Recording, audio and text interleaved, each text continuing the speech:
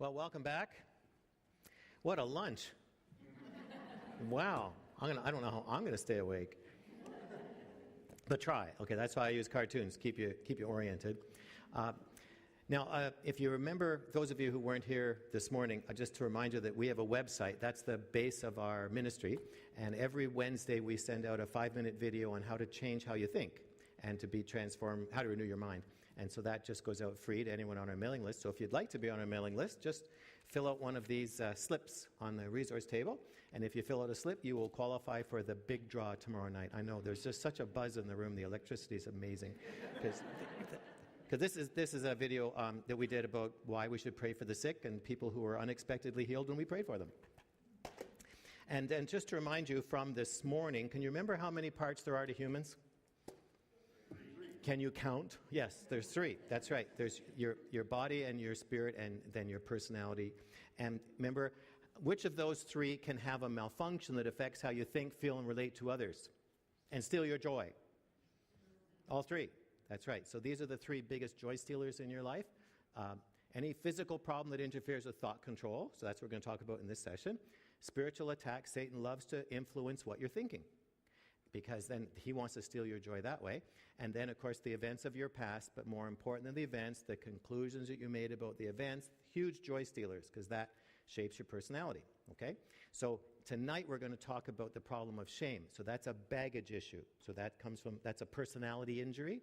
So that's for tonight. And then tomorrow, Kathy's talking about forgiveness, which is one of the supernatural weapons not of this world to empty your baggage. And in this session, we're going to talk about the physical conditions.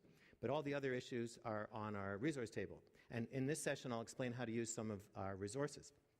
But remember, in the personality area, which affects all of us, you can have baggage, which is where you store the memory and the conclusion. And your baggage can be small or big, but if you don't deal with your baggage, you may think you're fine, but you really look like that. Keep that in mind. Okay, so we'll unload baggage tonight and tomorrow. So in this session, we're going to talk about mental health issues. And when I first got involved in mental health, remember I told you it was a complete accident. I mean, it was a divine accident. I had no interest or qualifications or skill at all in mental health. I just got swamped with Christians coming to see me with mental health problems. And the first question I had to answer when I saw all these Christians coming with depression and emotional issues was, well, can a Christian even be depressed? Because I told you that the church I came from, everybody was walking in victory. No one was ever depressed. And if in our church, if someone got sick and was admitted to hospital, they'd get their name in their bulletin in our bulletin as a prayer request, and they'd get a casserole. Unless they were admitted to hospital for a mental health problem. In that case, they disappeared off the face of the earth, and no one ever spoke of them ever again. And this, it was illustrated to me. I was a young teenager, and one of my friends' mothers disappeared. And so I asked, the rest of the family came to church, she didn't. And so I asked my mother, I said, so what happened to her? And my mother said, she had a nervous breakdown. I said, what's a nervous breakdown? And my mother, there's no words for that, because it doesn't really exist. It's not really a term. And she said, well, she just stumbled, and I just knew that it was something so horrible that you couldn't use your normal voice. And so to me, I assumed it was either adultery or witchcraft or something wretched that she'd brought on herself, and that was just, I don't even know if she got the casserole. And then, so I didn't even think this was possible amongst Christians, so they all showed up at my office. And then, is mental health a sign of spiritual weakness? Well, I was actually in a huge church service years ago, and the minister said I don't know how this fit into his sermon, but anyways, it did. He said, no Christian of good character will ever suffer from depression. Well, what planet does he live on? But I found out he was in administration, so that kind of explained it. And then why doesn't pastoral counseling always work? This baffled me because I knew that the Bible had all the answers, so anyone who studies the Bible for several years obviously has all the answers, and so then you should be seeing the pastor for all your problems, and he would have all the answers. And then people were coming to my office because they'd exhausted their pastor, and he ran out of solutions, and they were still suffering. And I just thought, how is that possible? I thought my understanding was pastors had all the answers for everything.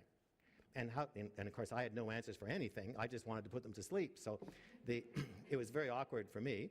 And so I had to figure out why that was. And then, can a Christian ever have psychiatric treatment? See, in my Christian culture, psychiatrists were considered to be faith-sucking monsters. And so you would never go to see one. They were so dangerous because in your first visit, you would have a faith extraction and you would walk out a faith zombie. And you would just be completely faithless after your first visit. They just have this suction thing. And so that psychiatrists were like witch doctors. You couldn't go to see them. So that just slammed the door on treatment. And then, doesn't mental health all come from demons? We're actually going to come to that. We'll talk about that more. But there's certainly, especially when I started in mental health, not as much now, but there's a part of the Christian community that says it's all solely a demonic issue. But we'll talk about that. And then don't all mental health problems come from sin? I actually had it when I was starting out in mental health. I had a pastor friend who was very experienced, 30 years at least, and he was in leadership. And he was in my living room, and he was asking me about my professional interests. And so I said, well, I'd gotten involved in mental health. And he just scoffed. He said, if we just had more repentance, we could empty the mental hospitals. Well, he was pastoring, I thought. So I had to be polite, otherwise I would have leapt across the room. And so but I just, yes, well, that's really not the case. So, but as a result of this level of confusion in the church community, this is the actual lineup outside of pastors' doors of people looking for counseling. And so I took this outside of Pastor Craig's office, and so these are all because of no one knows what to do, where to turn, and they just know they don't feel right, but they're not sure what to do about it. So that's one of the reasons I got involved, because I thought maybe I could help, and then it kind of took off from there. But what we want to do is eliminate all the misunderstanding that there is about mental health problems in a Christian community. So I want to give you a Christian worldview of what's happening in the psychiatric world. Okay, so it becomes very easy to understand. Now, different cultures have different levels of stigma about mental health problems, because there is a stigma about mental health problems, and the reason that is because mental health problems are problems of thought control, and we equate maturity as impulse control, right? Maturity, that's how we define maturity. If you're mature, you can control your impulses, which means you can control what you're thinking. That's our definition of maturity. So if you have an illness that interferes with thought control, it makes you feel immature. So that's where the stigma comes from, because you feel immature if you can't control this illness. And then, of course, it's much worse for a Christian, because we feel we should have even more control, and if we don't have control, the stigma's worse in our community. But not every community has the same level of stigma, and because we travel a lot, so we see different cultures. And so we actually were at a culture that just didn't seem to have a stigma at all, and they even have their own cafe. So if you can see here, oh, you can't read it. Could we just dim the lights? Can you just dim the lights momentarily? And I'll just get out of the way. You see the name of that cafe? The Depresso Cafe. The Depresso Cafe. Well, you can turn the lights back on. The reason this caught my eye, when we were walking past the cafe, I just thought, wow, these people have their own cafe just for depressed people. And I just thought, you can go in there and be as depressed as you want with all your depressed friends. There's no stigma at all. So this was in Bratislava, in the Slovak Republic. And I was just sorry this chain hasn't come here. I just think it'd be fantastic to have it here. Now, I'll explain what a mood disorder is, okay? Oh, also, we might have time for questions at the end. So Pastor Craig will have a microphone right here. So if you have questions, we'll just take as many as we can in 15 minutes or so. So write down your questions if you have some. Now, what a mood disorder is. Okay, so a mood disorder is depression, anxiety, and bipolar disorder. Okay, those are the three mood disorders. So the easiest way to understand what a mood disorder is to compare it to a movement disorder, okay, and see how similar they are. So this is actually a schematic diagram of the human brain. I know it doesn't really look like it. It's the best I could do with a mouse. But your brain has hundreds of control centers. Vast majority of them you have no control over. They're automatic. Like you can't control your pupil size, right? That's automatic. But you can control movement. So let's look at how you move. So if you want to move a limb, what has to happen? Well, somewhere in your mind, in your brain, there are nerve cells that talk to each other in what I call the intention control center, where you form intent, where you decide to move. So if everything's working properly, the nerve cells talk to each other and they send a signal to the movement control center, and that determines which nerve goes to the right muscle. So then it goes down to the correct muscle and it sends a signal and the muscle contracts. Now, what do you think happens to your ability to move a muscle, move a limb, if something interferes with that control pathway from intention to movement control to the muscle? What do you think happens to your ability to move if something interferes with that chain of command? I know we're in church, but you can speak out loud. Okay? It's not Sunday morning anymore. Sunday afternoon, you can talk out loud. Okay? You don't move it, right? Well, I know you can think about that. Send it to committee. So, you don't move. So, now let's say you want to change your mood. Okay, so what has to happen if you want to change your mood? Well, you have to change what you're thinking, right? Your mood's a reflection of what you're thinking. So to change your mood, you have to change your thoughts. So somewhere in your mind, in the intention control center, you say, I want to turn off work at noon, turn on beach over lunch. I just want to have my lunch and picture myself on vacation. So at noon, if the nerve cells talk to each other and they say, okay, it's noon, let's switch off work, put a nice picture on the sound of the waves and the sand and all that. And so you send a signal to the mood control center, stop thinking about work, start thinking about beach, and then you're there. And at the end of lunch, you say, okay, it's time for work, turn off beach, turn on work. Okay? So you changed how you thought, and that changed your mood. And so you had thought control, which gave you mood control. So, in a mood disorder, it's just that the nerve cells that send the signal to change how you're thinking just aren't working properly. You have weakened control of what you're thinking, which means you have weakened control of your mood. So, a mood disorder is just a loss of thought control. That's it. A mood disorder is a loss of thought control. So, and if you lose thought control, your moods will drop into some predictable patterns, like depression and stuff, okay? So now if we take the mood control center and make it look like a gauge, the green arrow is what your mood is like at any given time, so it's always moving about depending on your day. Happy, sad, depending on life events.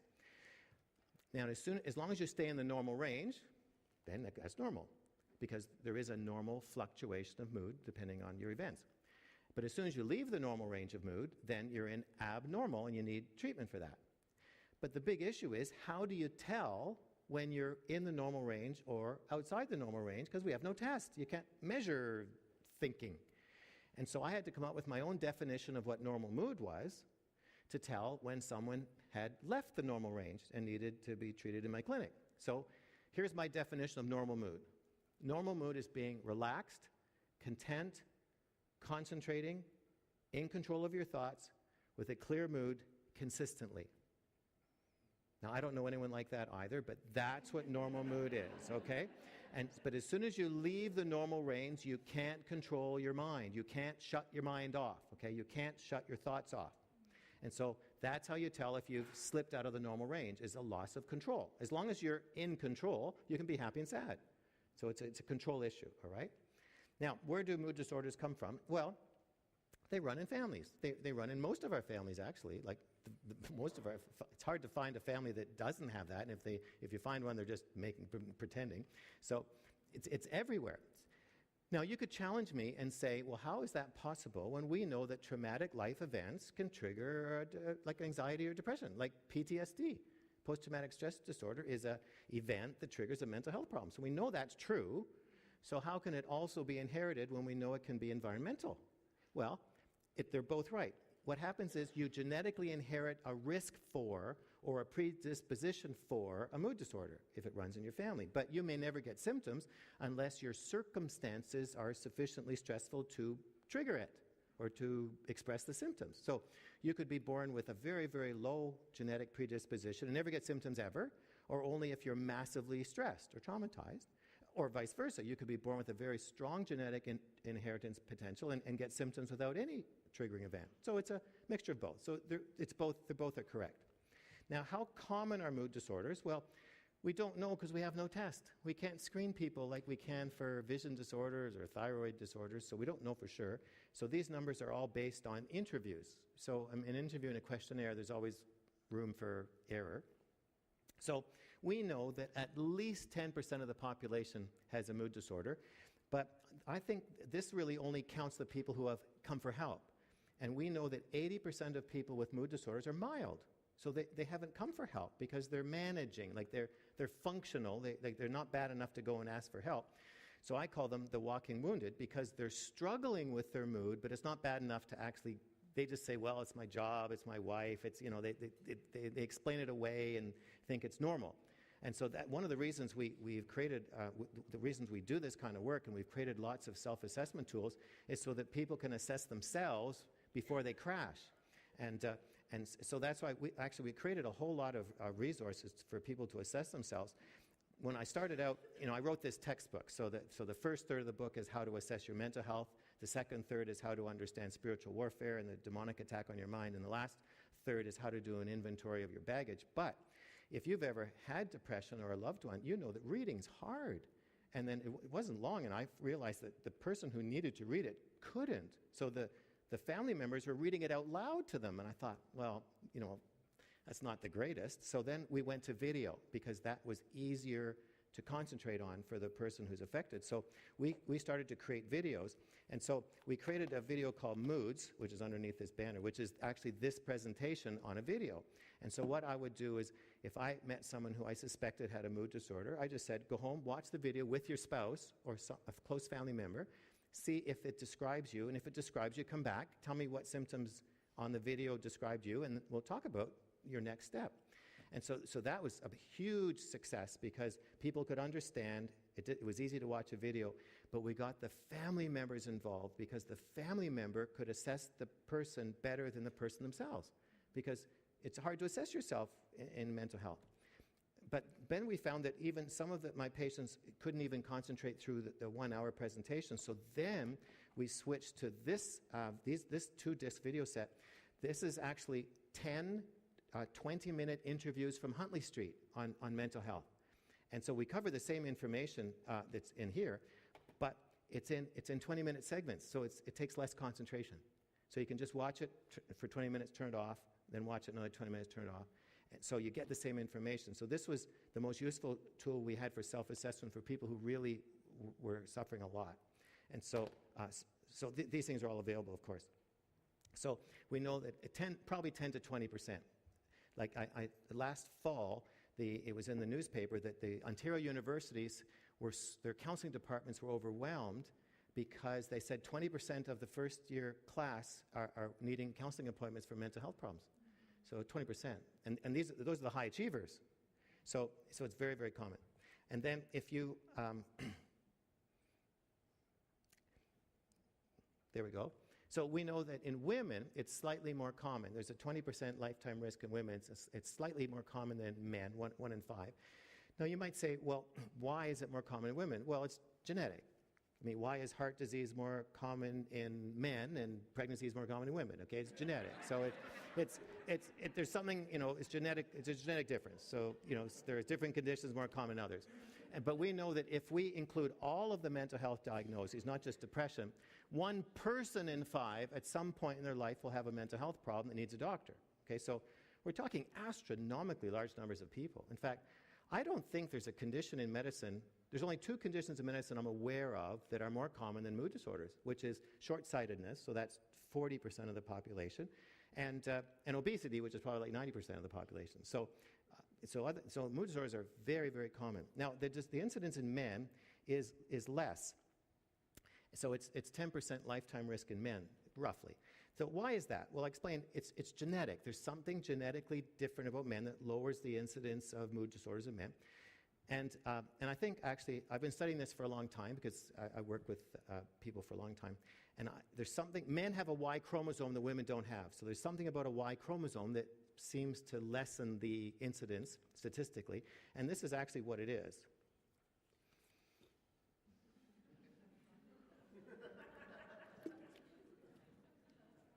You see, the Y chromosome is missing the gene called insight.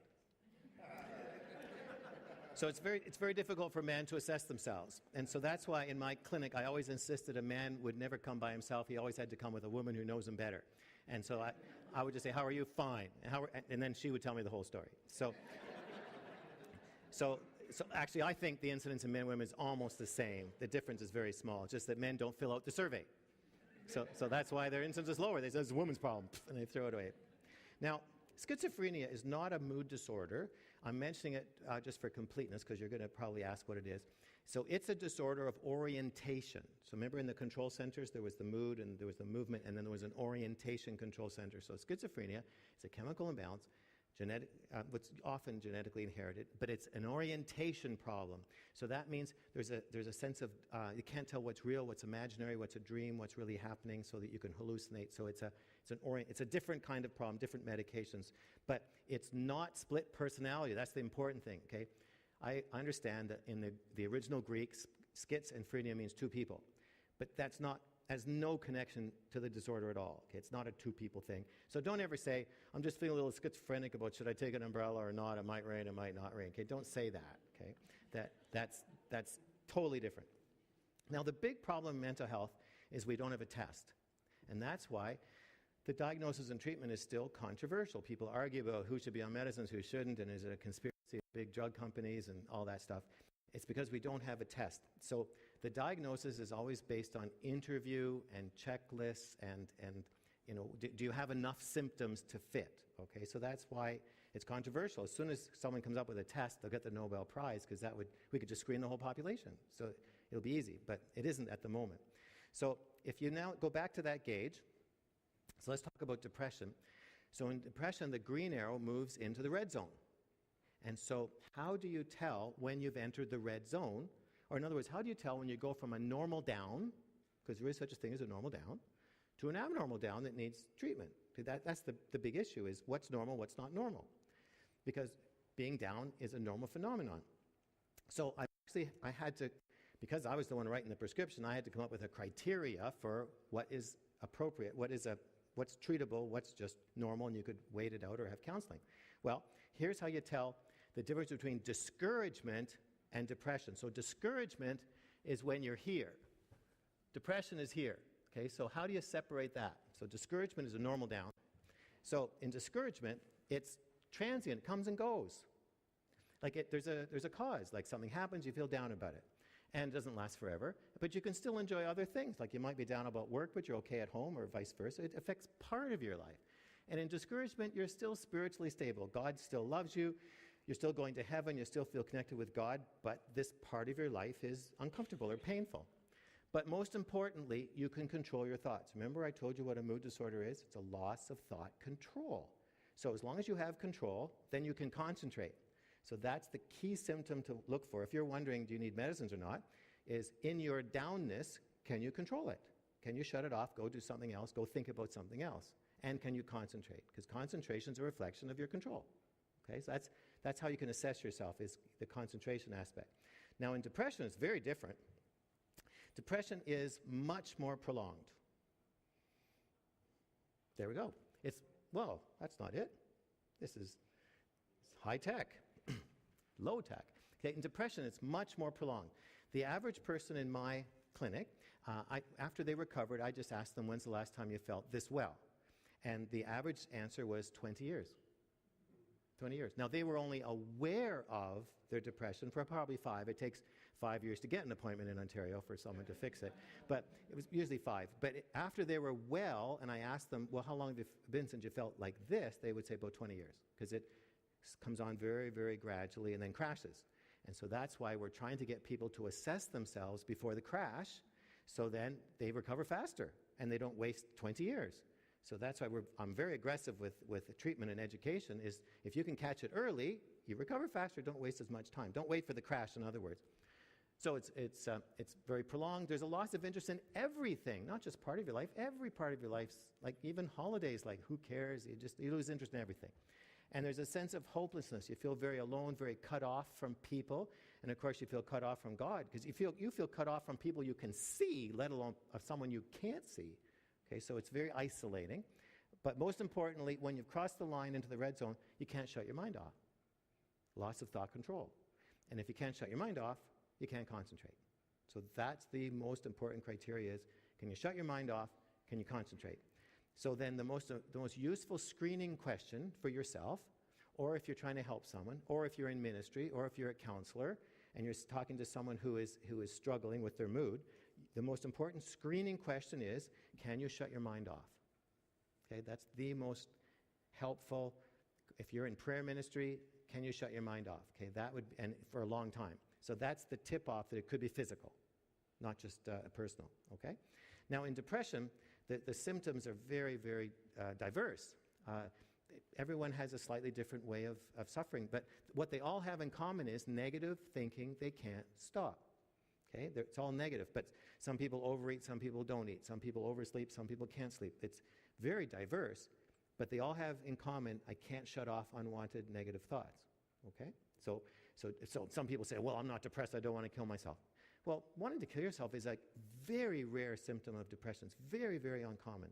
It's what's common is just negativity that you can't stop. It's just like a wheel that keeps turning. Now, anxiety disorder is very much like depression. In fact, I consider it just the flip side of the coin. That it's actually the same chemical imbalance, but just some people are more anxious than they are depressed, and other people are more depressed than they are anxious. But most people with anxiety have depressive symptoms and vice versa. Okay, so because what is anxiety? It's just unwanted thoughts you can't stop. I mean, they just happen to be more worry than hopeless. But medically, biologically, it's the same. They're unwanted thoughts you can't stop. So the medicines are the same. The medicines to stop anxiety disorder and the medicines to stop depression are identical because they're both caused by the same abnormality. But the thing about anxiety and fear is we have a separate video on fear and anxiety, which is it's part of this package of moods. It's the second one here. And the reason why we did a separate video on that is because fear, worry, and anxiety fit the three-part model. There are physical conditions that we're talking about now that cause unrelenting worry and anxiety that needs medicine, but there's a spiritual aspect to anxiety and fear because in my observation and personal experience, the demonic, the most useful way the demonic attacks human minds is by fear. I think that the most common way that Satan attacks people is by making them anxious and fearful. So there's a spiritual side to that. So that needs to be addressed separately. And then the third cause of fear, worry, and anxiety is your baggage, because if you were raised in a fearful home by fearful parents, fear and worry becomes your family tradition that you learn. So anxiety and fear could be a learned behavior. So if you were raised in a fearful home, they taught you to be afraid of everything, then that's just your normal. You don't need a chemical imbalance. That's your culture. Okay? So those are the three sources of fear that fit the three-part model. So we have a separate video just on that, and we just put them together for convenience. Okay? But the medicines are the same. So biologically, it's the same. Now, this is what burnout looks like. Okay? So if you ever wonder what burnout looks like, this is the person who's with burnout. They have an ashen look, and there's smoky smell around them. So that's how you tell when someone's in burnout. So we have a separate video series just on burnout on the table. But the reason why I'm mentioning it is the symptoms of burnout and the symptoms of depression are very similar and easily confused. And so many of the people I meet who say, oh, I'm in burnout, I say, can you concentrate? No. Can you shut it off? No. Well, they're actually depressed. But the reason why people choose the label burnout over depression is burnout's way more socially acceptable. Because if you tell someone you're in burnout, they just want to hug you and, oh, I'm so sorry, you pour yourself out, you care about others, and they just pat you on the back. But if you say you're depressed, they say, what do you have to be depressed about? You're a Christian, just pull up your socks, just stop doing that. Okay, well, so that's why people take the burnout diagnosis, but here's the problem. Burnout that's part of discouragement, so counseling and time is for burnout, not medications. But if you have depression that needs medicines and you're labeling it burnout, now you're wasting time. Because I've met people that were burned out for years, but they actually had a depression, which they just didn't treat because they weren't aware of it. They just liked the burnout label better, and they missed the diagnosis that they could have felt better a lot sooner. So whenever I run into someone who says they're in burnout, I just say, well, can you shut your mind off? I take them through the criteria, because if they have depression and you treat it, then they'll recover so much faster. Okay, so just be aware that they're easily confused. Now, if you graph mood over time, so from left to right, as long as you stay in the blue zone, happy, sad, that's a normal mood fluctuation. I mean, that's part of the normal range. You can be happy and sad and be totally in control. But when you're depressed, what happens is your mood drops into the red zone and you get stuck there. And you can't shut off the bad thoughts. Okay, so that's the sign that it's now chemical, is because you drop and you get stuck. Now, most people, what happens is they cross mildly depressed, and they sort of put up with it, and then they crash, and that's when they come to medical attention. But what do you think is the most common age group that people enter that red zone, the most common age group for the onset of depression symptoms? Yeah, adolescents. Now, what is the most common response from society to adolescents who are starting to have trouble with their moods? How do we sort of respond on average to a moody adolescent? It's just a phase, it's just part of being teens. But do teenagers kill themselves? Yes, well, that's not a phase. So that's an illness. So we're really encouraging people who work with young adults and youth pastors and youth workers. That's when mood disorders start, so that's when treatment should start. So I'm very aggressive with adolescents because you don't want to leave that too long. But also, if you don't treat adolescents, they will find their own treatment. I mean, they're not going to leave it untreated. They're going to start doing what their friends do. And what do you think their friends are doing to treat their mood disorders? Substances, that's right. And now the Prime Minister wants us all high. So this is a huge issue, because if you can get the treatment to them before they find their own, you can save them a lot of trouble, okay? Now, it's very important to talk about menopause. And it's not mandatory to go crazy during menopause, okay? But the reason why there's so much interest in menopause is because of the current interest in global warming. That's right. Now, we know that any hormonal change can trigger a change in mood. Okay, we know that. So that's true on a monthly basis. It's true postpartum. Postpartum can cause a big mood change. And menopause, those are the three big hormonal changes in women. And so any of those are all high-risk times for mood change. And so that's when we should be very aware that if your mood changes and you can't shut it off and you get stuck in negative thinking, you should treat that. So I'm just encouraging people, if they're in menopause and their mood drops, don't just say, well, I'm supposed to feel this terrible. Just say, well, no, if the hormonal change has triggered a chemical imbalance, then you should treat that. Don't put up with it, okay? Now, if we then talk about the next most common mood disorder, so that's when you move into the other end of the spectrum. So that's when you can't shut your mind off, but instead of the down, sad, negative worry, you feel very pumped, driven, energized. You're just go, go, go, go, go, go, go, go, go. You can be very creative, very spiritual, and very energetic, and very entertaining, briefly. Because what goes up must come down. And so that's what we call hypomania. So that's either mania or hypomania, which means just a little bit of mania. So that's drivenness, okay? Drivenness. It's because your mind's racing, but instead of it being racing with bad thoughts, you're racing with, wow, this is fantastic. And you're just really, really pushing hard, and it's very hard to slow down. And so that's the mirror image, or the opposite end of the depression spectrum. And so that we call that bipolar disorder, because it has a north pole and a south pole.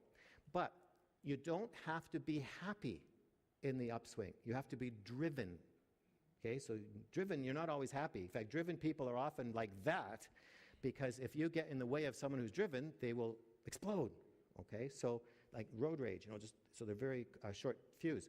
So what you watch for in bipolar disorder is times when they're down, but times when they have drivenness. So if you were to graph it, this is the normal up and down of mood, but in bipolar disorder, you have that north pole, south pole, driven, crash, driven, crash. Now, we know that 20% of all depressions have that swing pattern. So it's very common, actually, 20%. Now, at which pole, north pole or south pole, are people most likely to go and see the doctor? Which pole? South pole, that's right. Now, if you go to see your doctor at the south pole, which means you're in the low, what are you likely going to get diagnosed with? Depression, yes. And here's the problem. You're going to get depression treatment. But antidepressants can actually magnify the swings. They can actually like shoot you way up and then crash, way up and crash. See, and that's because the doctor doesn't know your pattern. It's very important to know how to complain to your doctor accurately. Okay? He needs to know what your mood pattern is, not just how you feel in the last 6 months. He needs to know over the last 5 years, do you have the up and down pattern? Because there's two predominant kinds of depression, always down and up and down, okay? So if you have the up and down pattern, you've got to let him know, because the treatment's different. Otherwise, you get on the wrong thing and you'll be feeling crummy for a long time. Now, it's very important as Christians that psychiatric disorders, at least in my experience, are the only conditions in medicine that have spiritual symptoms. Nothing else has spiritual symptoms, at least in my experience, and it's easy to understand. There are 4 things we do to be devotional as Christians. Can you name one? Pray. Does prayer require concentration? Well, sure. Also, too, prayer assumes someone's listening to your prayer. Well, if you're depressed, you don't think anyone's listening to you, even the ones you can see. So prayer is hard. And they think that prayer is just hitting the ceiling, like what's the point, what's the use, nothing ever changes. Okay, so depressed people, also they can't concentrate, so they just give it up. What's another thing we do to be devotional? Read the Bible. Does reading the Bible require concentration? Well, sure. And so all reading is hard in depression, so they usually stop that. And then you said worship. Does worship require concentration? Well, sure, if you're doing it properly. Also, too, worship is you've got something to celebrate. Well, if you don't concentrate, you're not celebrating much, and really life's horrible. They're not going to worship much. And what's the 4th thing we do to be devotional? Yeah, on Sundays. Yeah, we come to church. Well, do depressed people like to be in groups like this? I mean, what's the most awkward thing you can say to a depressed person in the lobby?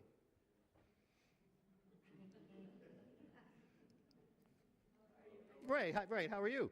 I'd like to die, thank you very much. How are you? Well, it's really awkward. And so coming out to church is really hard. And so as a result, because it wipes people out spiritually, well then we assume that if you see spiritual symptoms, it has to be a spiritual cause and it has to be a spiritual solution. And that's where the big conflict came in with medical treatment. Because I said, no, those spiritual symptoms have a medical cause with a medical solution. And that's why I took so much flack when I started into mental health. I took so much persecution from the church because they said I was a tool of the devil giving a secular treatment to a spiritual problem. I said, you don't understand. This is a physical condition causing spiritual symptoms. So it took a long time for the church to adjust to that. But as a result, the poor soul who was feeling this way, they just felt such overwhelming shame and condemnation that they couldn't take every thought captive, they couldn't transform their mind, they couldn't change how they thought, so they figured it was all their fault and they were weak to Christians and God was upset with them because they were so unreliable. And so that, of course, just spiraled them down. And then unfortunately, if they ever went to a church that didn't understand this, they would go into the church, someone would say, well, I haven't seen you for ages. I understand you don't pray, you don't worship, you don't come to church, you don't do any of those things. What's your problem? You must be in sin. What is it? Well, do you think they're going to go back? No. But if they come to a church that says, well, you've had a problem with your depression, we have a support group with that. There are people who have been through that. I can introduce you to someone. They've actually been through it and recovered. We have all kinds of tools and resources and small groups. Like Kathy and I have created home group video curriculum for emotional recovery and all that stuff and anger management. So then they're likely to say, just tell someone, you're not the only one. Like 20% of all congregations have a problem with their mood. Not this one, I know, but where I come from. So Christians, because of this misunderstanding, Christians really have felt in the past really beaten up by the church, just only because no one explained it to the church correctly. So now you've heard it, okay? So you'll never repeat that mistake. But I met so many Christians who just hid in their churches because I still hear it. They say, well, I'm the only one. I said, that's impossible. I know one lady, she will not come to our church because she's so paralyzed by anxiety. She said, everyone there is fine. I said, they are not. I know them. Okay, but she's just so intimidated. Now, the big treatment problem I had with Christians was the whole issue of treatment because they were so afraid of treatment, because of this stigma around psychiatric services. And then I found that Christians were being kept out of treatment. I had lots of my patients, as soon as their church or their Christian friends found out they were seeing me, they told them they were forbidden to ever come back and see me because I was a tool of the devil giving secular treatment to a spiritual problem. And so this was common. And I still have people writing to me saying, I know God doesn't want me on these pills, and but I can't get off them because I keep getting depressed. So, what should I do? And so here's what God showed me, is that we know, or I learned very quickly in my office, that Satan loves depression. You know why he loves depression? It's because if you can't control your mind, he has an open door to influence your thoughts. It's just that simple. If you're already thinking negatively, he loves to give you more negative things to think about. And if all your doors and windows are open in your head, he'll just say, well, here's something else to worry about or something terrible to consider. So he was very, very opposed to my clinic. We'll come to that. We had tremendous opposition in the spirit realm to my clinic because I was giving people back thought control, and as soon as they had thought control, they used their spiritual authority and slammed the door on him. So I could see why he was so annoyed with what we were doing. And so because Satan didn't want anyone to be treated, he had to come up with a way to keep Christians out of treatment so he could maintain access to their mind. So what do you think is the most effective way to convince a Christian to do something unwise? Give them a religious reason to do something unwise. And we'll say, oh, that sounds spiritual, it must be true. So what he did was he infiltrated the church with a lie that says medical treatment for mood disorders is unspiritual. And so the Christians stopped coming, and they just wouldn't take their pills. And they stayed sick, so Satan could harass them. And they all felt that they were just being more pious. And I thought, no, you're being victimized, because I could see behind the scheme. And so that's why we do this seminar, is for you to realize that, no, God wants you well. Satan wants you ill. And so don't accept some kind of religious reason to say that you should stay sick and just make it a faith issue. I'm just going to tough it out with more faith. Well, would you take your glasses off and just tough it out with more faith? You'd put them on, right? Remember what we call that in medicine? Common sense. Now, what about demons? Okay, I was raised in the church, so I knew nothing about demons. All I knew about demons were they were overseas. Only missionaries dealt with them. They did not come to Canada, and they would never, ever bother with Christians. I knew that. So you can imagine how shocked I was when this voice came out of that lady I told you about last night. This morning. That was a big lunch. That's right. This voice comes out of her and says, leave her alone, she's ours. Well, she'd never even been outside of Canada. And I thought, how did this get into Grimsby? And so suddenly, I had to realize that there was a whole dimension to mental health that I knew nothing about, and that I was completely unprepared. I'd been going to church my entire life, and I was completely unprepared to deal with the spirit world. And so at the time, I had to think, well, what do I do now? There's no pill for this. And so what do you do when you're not face-to-face, but you're talking to this spirit, and the patient wasn't aware or anything. And she wasn't part of the conversation. And so I had to think, I've gone to church my whole life. What do you do in that situation? Well, every hospital bed has a nurse call button. Well, for a doctor, that's an ejector seat. So you can get out of anything by just call the nurse. But I thought, that's not really going to help. And then I thought, well, should you call for a specialist opinion? Just call for some other doctor to give an opinion. I thought, no, they probably wouldn't know how to handle a voice coming out of somebody. And then I thought, well, should I call my pastor? Well, I was thinking, I tried to think of every time the pastor had ever preached on what to do when the demons interfere with office hours. Couldn't think of anything. So then I thought, I've been going to church my whole life. I sort of reviewed every sermon I'd ever heard since I came home from the hospital as an infant. Did anyone ever talk about how to handle a demonic voice during office hours? No. So I thought, here I am in a spiritual conflict. I didn't know what to do. So I thought, what about Sunday school? I went to Sunday school a lot, so surely there must be something in Sunday school that would help me. And so I remembered Jesus dealt with this. So I thought, what would Jesus do? I didn't have the bracelet, but what would Jesus do? And so I thought, so I quickly reviewed all the times that Jesus dealt with demons. And so I finally thought, oh yeah, okay, I can do this. I'm his son. I can do this. Delegated authority. I can do this. I thought, I remembered one of the stories of what Jesus did, and my faith rose very briefly. And then I thought, I can't do this. Where would I get enough pigs? So I had to go and start learning. I had to go and start learning about how to deal with darkness. Because the church I grew up in, if you ever talked about that, you were fringy. Well, I got really fringy just to survive my office hours. Because for the next 2 years, I had a demonic manifestation in my office at least every month. For 2 years. It was a weird place to work, I'll tell you. So this is where I learned all this weird stuff, is that Satan loves to attack your mind, and he hates anyone who gives you thought control. So he attacked my clinic viciously. He attacked my patients viciously because he didn't want them getting thought control back. Now, it was very funny because at the time, that's when I was getting all the persecution from the church for giving pills to Christians. And I thought, the demons are attacking my patients, the church is attacking me. Who would I trust? I thought, demons no more. And so I just thought, they know what they're talking about. The church really doesn't yet. And so I just thought, okay, I must be doing something right if they're really ticked. So, and then I realized that they want to invade your mind, and if you get your thought control back, they're blocked. So no wonder they don't want anyone treated, and they've convinced Christians not to do it. But the most common way he, of course, attacks us, like I told you this morning, is he just keeps reminding you of all the garbage of your past. So if you're depressed, he'll just remind you of every bad thing. If you're anxious, he'll remind you of every anxious thing. And if you're swinging, he'll just get you all wound up. So that's why the first step is to regain thought control and then move to spiritual healing. Unload your baggage, get free of any from darkness. Now, in the treatment realm, on the doctor side, okay, some doctors do counseling, but really, doctors are for medications. That's really what the role of doctors. If you need medicines, they'll help you find the right one. But all of us can be in this column. You can all be encouraging. You can all give instruction and information to people, just what you've learned today or what you get from the resource table.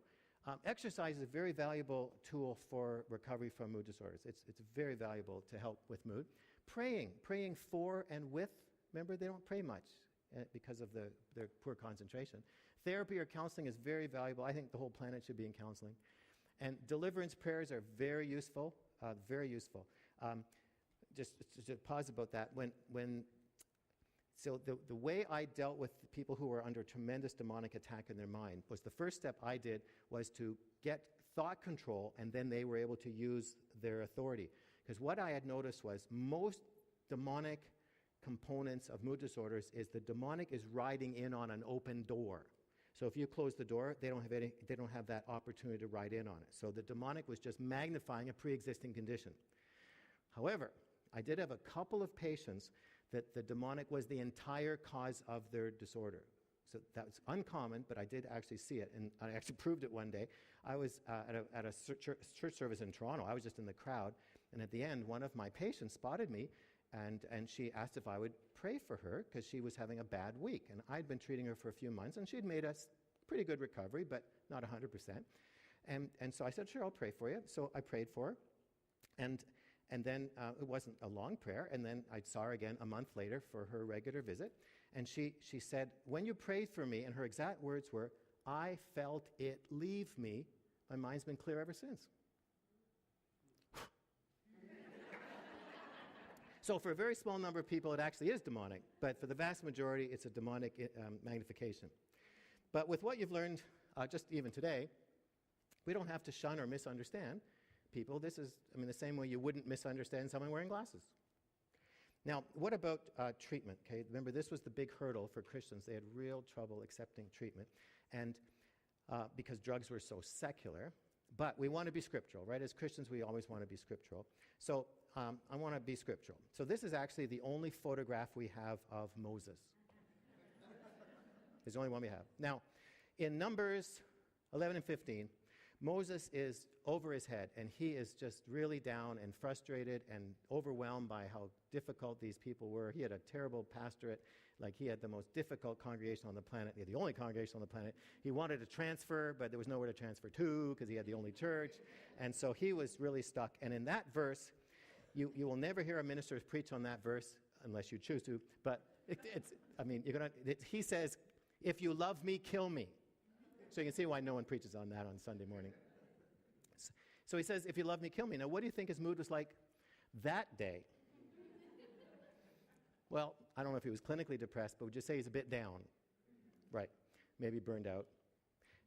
What did God give him that completely changed his life? Never again was he that down. From that point on, he was the man of faith and power. He was never that low again. Never asked God to kill him ever again. Remember what God gave him that just fixed it? Tablets.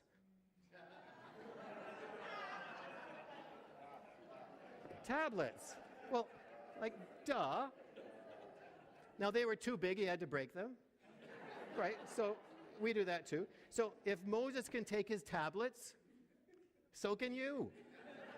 Okay? So there, you want scriptural evidence that you can take your medicines? You've got it.